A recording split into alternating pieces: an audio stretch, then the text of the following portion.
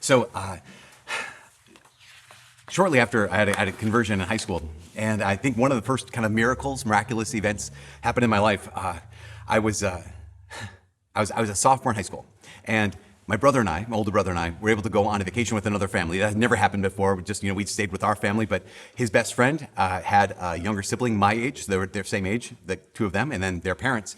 They took us to Mexico, which was super cool. It was so generous of them to take us on this trip. And at one point, they rented two cars. The parents did. They rented a small car for the two of them and a small car for the four of us. I think they wanted to save their sanity. And so, halfway through the vacation, which was super, again, it was so cool. It was so generous of this family. We were going to go on a little adventure, the four of us. And we got to this dive shop, and we're going to go scuba diving. And we got there, and it was closed for a siesta. So we're like, okay, well, it opens in an hour.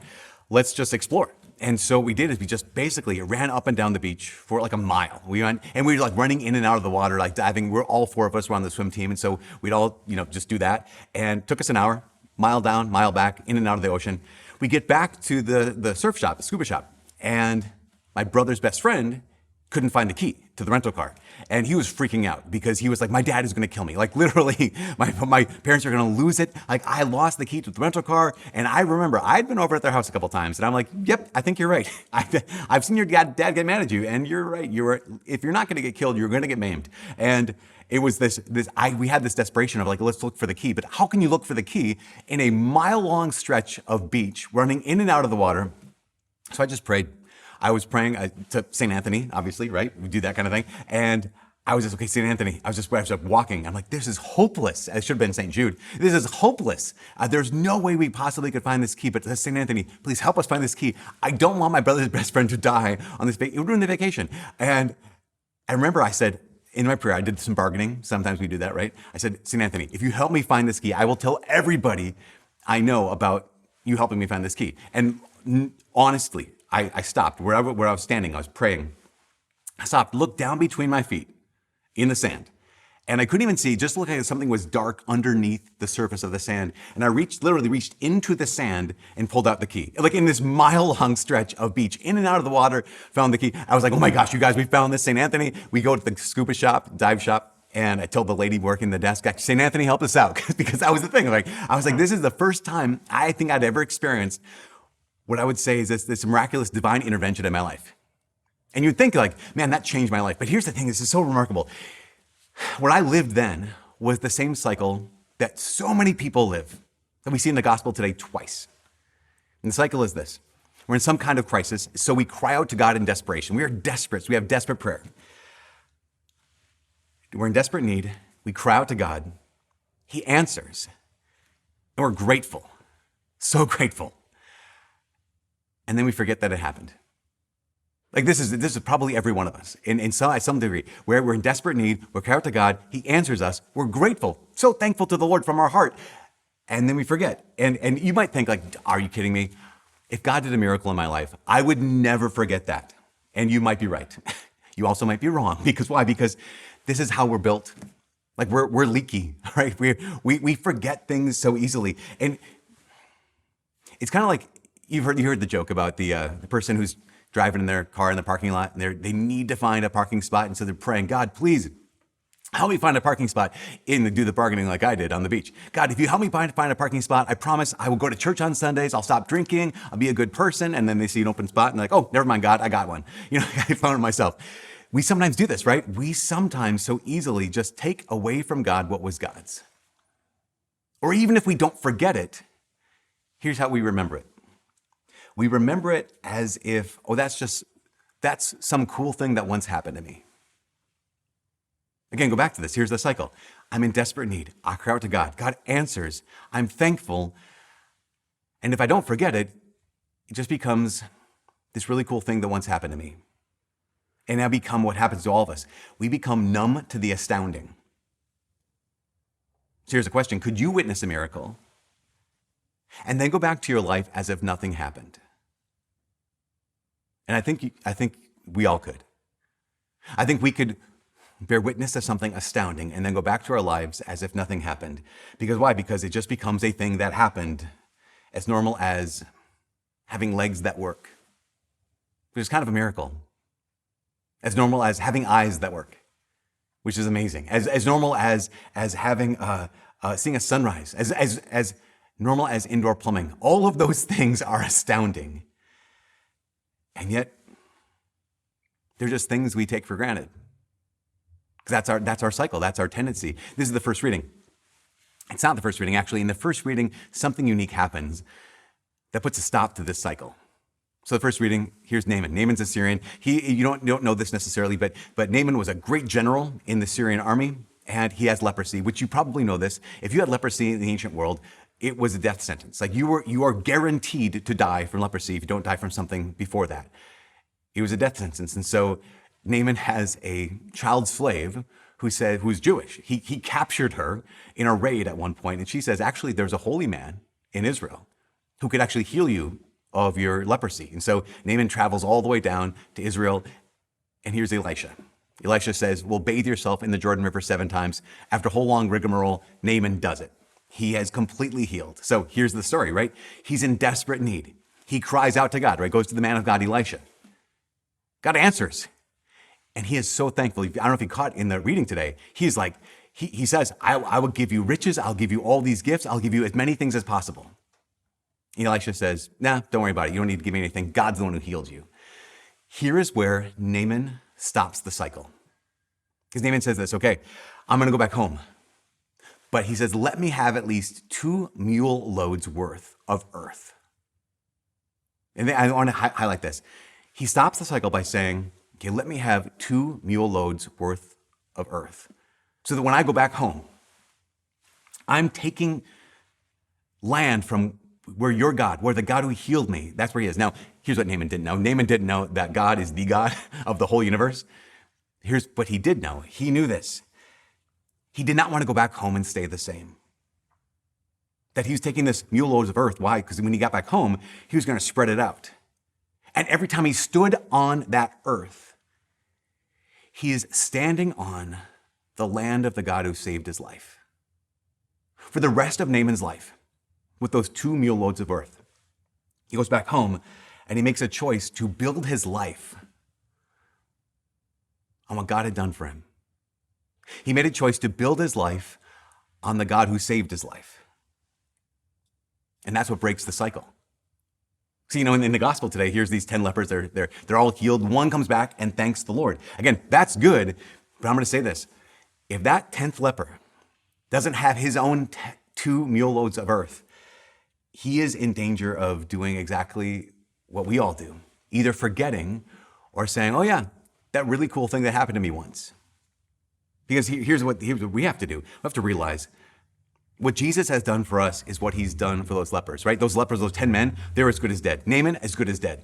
And us, in our sin, as good as dead. That's actually biblically an analogy. Leprosy is a biblical analogy for sin. Why? Because leprosy is fatal, so is sin. Leprosy is contagious, and so is sin. And God's grace steps in and saves us. And what happens? Cycle. I'm in desperate need. I cry out to God, please, Jesus, save me from my sin. He does it because he's so good. I'm thankful.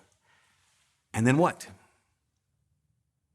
Then what do? Unless I'm willing to do 2 things. Unless I'm willing to build my life on this, unless I'm willing to take my 2 mule loads worth of earth and say I'm going to build my life on the Jesus who saved my life, and then also unless I'm willing to talk about it and say it, I'll simply forget it. I remember listening to or reading a quote from Pope Benedict XVI years ago. It's one of those quotes that just sticks with you so many times that or so deeply that you say it all the time. And so Pope Benedict, at the beginning of one of his first encyclical, God is Love, he says this. He says on the first page, he says, being a Christian is not the result of an ethical choice or a lofty ideal. What that means is, he says, being a Christian is not the result of, hey, this seems like the right way to believe, not an ethical choice, or a lofty ideal. This seems like a good way to live. He says, while we believe, Pope Benedict believed that Christianity is an good ethical choice and a lofty ideal, because being a Christian is not the result of that. He said, being a Christian is the result of an event. He said, it's the result of an encounter with a person that gives one's life a new horizon and sets it in a decisive direction. Being a Christian is a result of an encounter, a moment. Now, a moment could be a process, doesn't have to be a single moment, it could be a process, but it's one that I met Jesus. And however it happened, whether it was a miracle or not a miracle, or just an encounter, that was a beautiful moment where I just knew that here is God and he is real and he is present and he is Jesus. That encounter gives one's life a new horizon and sets it in a decisive direction. I've talked to so many people who have had that encounter in adoration. They were at camp, they were at a retreat, they were somewhere, and they went into God's presence, Jesus' presence in the Eucharist. And I know that's you, God. I know that's you, Jesus. Or like me, my first encounter with Jesus in that way that changed my life and set it in a decisive direction was in confession. When I was 15 years old, going to the priest's house and just experiencing what God's forgiveness could do in my life.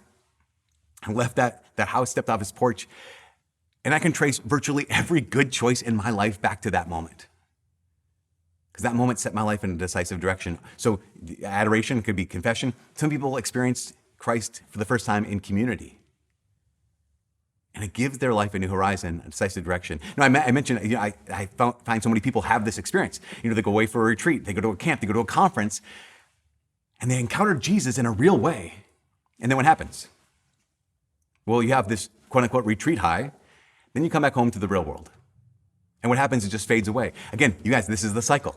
And we sometimes think, oh no, that's just what happens. It's not what has to happen. It's what happens because we live in the cycle of we realize we're in desperate need. We cry out to God. He answers us because he loves us. We're thankful. And then we go back home and we didn't bring our 2 mule loads worth of earth. We go back home to our ordinary life that we left before, and there's no room for Jesus in that life. Our gratitude falters and our memory fades. Because what Jesus had done is meant to be used. I mean, the encounter is great. The encounter is necessary.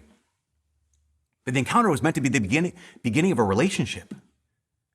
I mean, think about if you're someone who's married or engaged to be married. Think about, you probably remember your first date. Maybe you remember the first time you're like, oh wow, I'm in love with this person. That's amazing. That's the encounter. But you don't rely on that date. You don't rely on that moment to love them now.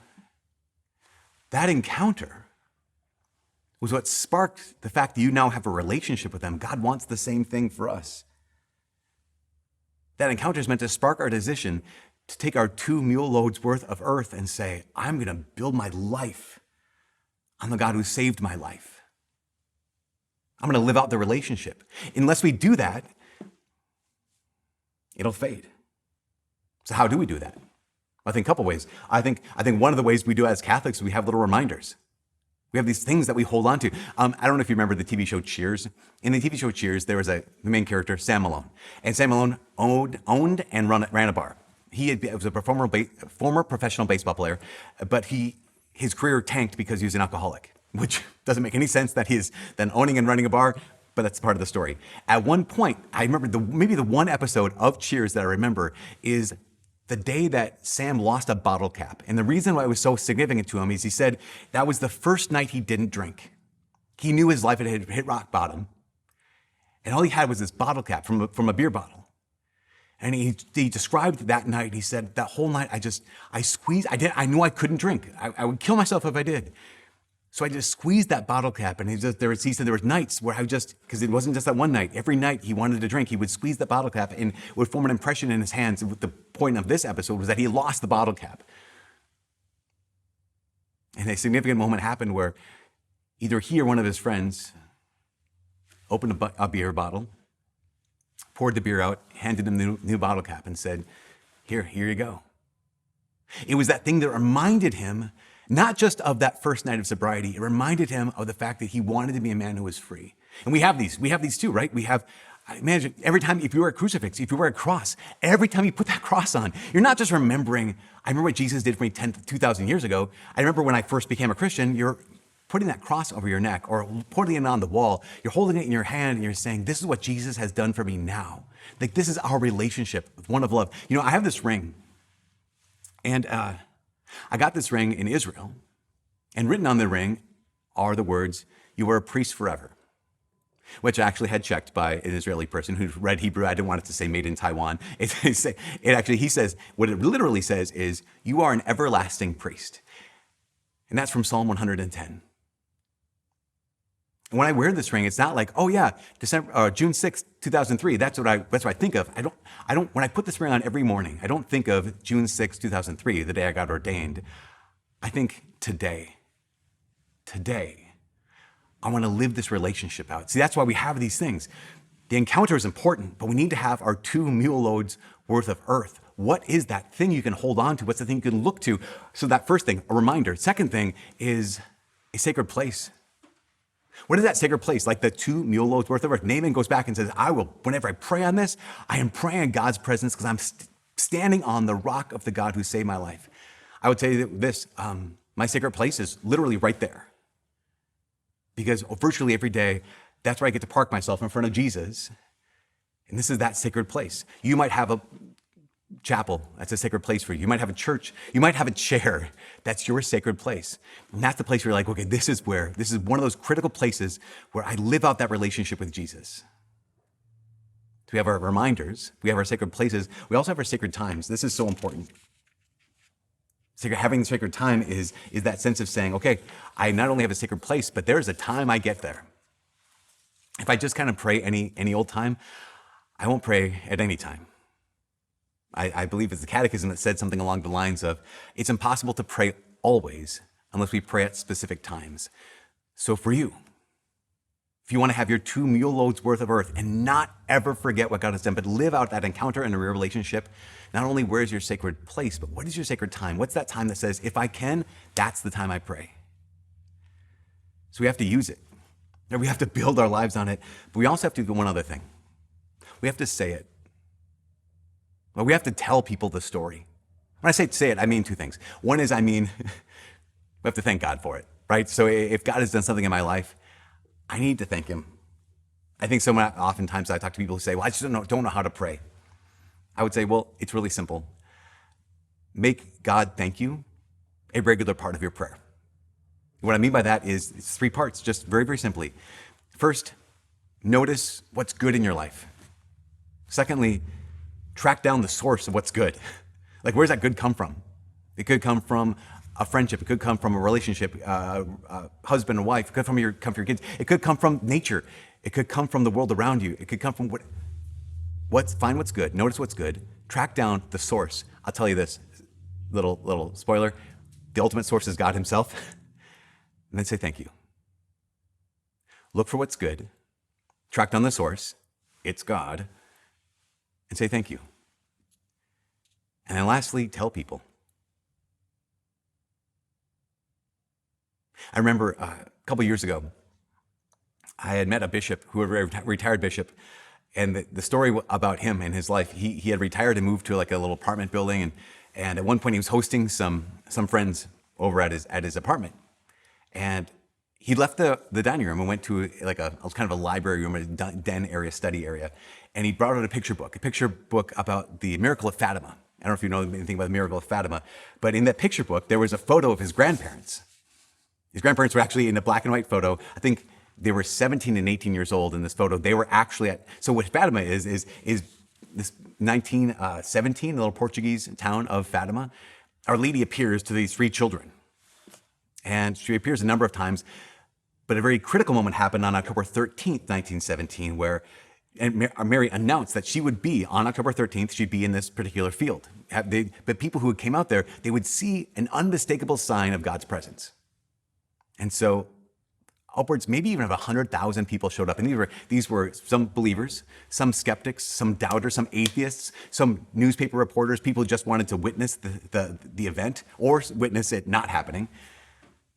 And they showed up in a torrential downpour. It was raining so hard that people talked about how their clothes, as they stood in this field, their clothes were soaked to the bone. And they found themselves standing in this field, sinking up to their ankles in the mud. And then something happened.